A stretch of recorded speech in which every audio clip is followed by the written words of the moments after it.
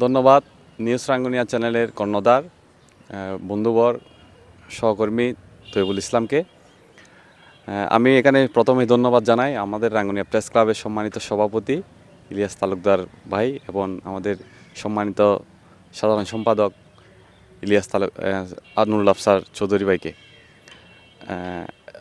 আপনারা ইতিমধ্যে জানেন এই যে জায়গায় আমরা এখন দাঁড়িয়ে আছি এটা পরিত্যক্ত অবস্থায় ছিল প্রায় দীর্ঘ 20 থেকে 25 বছর। এখানে মাদক থেকে শুরু করে বিভিন্ন নানা অপকর্ম চলতো। সন্ধ্যার পর থেকে এখানে মানুষ বসতে পারতো না। স্কুল টাইমে স্কুলের শিক্ষার্থীদেরকে বিভিন্ন ধরনের টিচ করা হতো। তো আমরা উদ্যোগ নিয়েছি যে এখানে এই পরিত্যক্ত জায়গায় আমরা একটা খেলার মাঠ করব। যে খেলার মাঠটা বিশেষ করে পেশাজীবীদের জন্য, অর্থাৎ যারা আমরা দিনে ব্যস্ত থাকি এই দিনে কোনো ধরনের খেলার সুযোগ পাই না, তারা আমরা রাতে এসে এখানে খেলতে পারবো।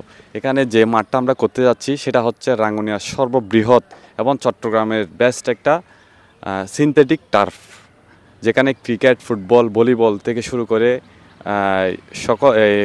ব্যাডমিন্টন প্রায় সব ধরনের খেলার উপযোগী থাকবে। আমরা শুরুতে যেটা করলাম, আমরা টিম ওয়াইজ ভাগ হয়ে চট্টগ্রামের সবকটি টার্ফ ভিজিট করে সেখান থেকে যে বেস্ট আইডিয়া সেগুলো নিয়েছি। নেওয়ার পর খেলোয়াড়দের সাথে কথা বলেছি। টার্ফে বিশেষ করে যারা খেলে তাদের সাথে আমরা যোগাযোগ করেছি, তাদের সমস্যাগুলো শুনেছি। এরপর থেকে আমরা চট্টগ্রামের একটি বেস্ট কনসালটেন্ট টিমের সাথে যোগাযোগ করে তাদের মাধ্যমে চট্টগ্রাম ক্যান্টনমেন্ট এবং আমাদের এখানে আমরা একই সাথেই আমাদের টার্ফের যে ঘাসের ইনস্টলমেন্ট রয়েছেন সেগুলো আমরা একেবারে চায়না থেকে ইম্পোর্ট করতেছি এবং এটা একেবারে আমরা কাস্টমাইজ করতেছি। রেডি যে স্টক ঘাসগুলো থাকে আমরা ওগুলো কিন্তু নিচ্ছি না। আমরা আমাদের টাকা খরচ বেশি হলেও আমরা আমাদের খেলোয়াড়দের কথা চিন্তা করে যাতে খেলোয়াড়রা আরামদায়কভাবে খেলতে পারে সেই হিসাবে আমরা কাস্টমাইজ করে আমাদের ঘাসগুলো আনতেছি। তো ইতিমধ্যে আমাদের মাঠের কাজ প্রায় মাঠ রেডি হয়ে গেছে। আগামীকাল আমাদের এখানে ইঞ্জিনিয়ার আসার কথা, উনি আসলে আমাদের ডালাইয়ের কাজ শেষ হবে। এর পরবর্তীতে আমরা মাঠের যে ওয়াল দেওয়ার পর আমাদের ঘাসগুলো আসতে হয়তো 40 দিনের মতো সময় লাগবে। এরপর আমরা আমাদের মূল মাঠটা তৈরি করতে পারবো। এতে করে আমাদের 2 মাসের মতো হয়তো সময় লাগতে পারে। তো আমি রাঙ্গুনিয়ার যারা আছে কিংবা বাইরে থেকে যারা আসবে সবার কাছে অনুরোধ জানাবো, আপনারা আমাদের টার্ফ মাঠ যদি হয়ে যায় আপনারা একটু দেখবেন, ঘুরে সবার ভালো লাগবে। এখানে আমরা এটা কোনো বাণিজ্যিক উদ্দেশ্য নয়, আমরা নিজেরাই খেলবো এবং আমাদের যারা ক্রীড়ামোদী আছেন, বিশেষ করে আমি শুরুতেই বলছিলাম পেশাজীবী বা আদার্স যারা আছে তারা যাতে খেলতে পারে, আমরা সেই উদ্দেশ্যেই এই কাজটা করতেছি।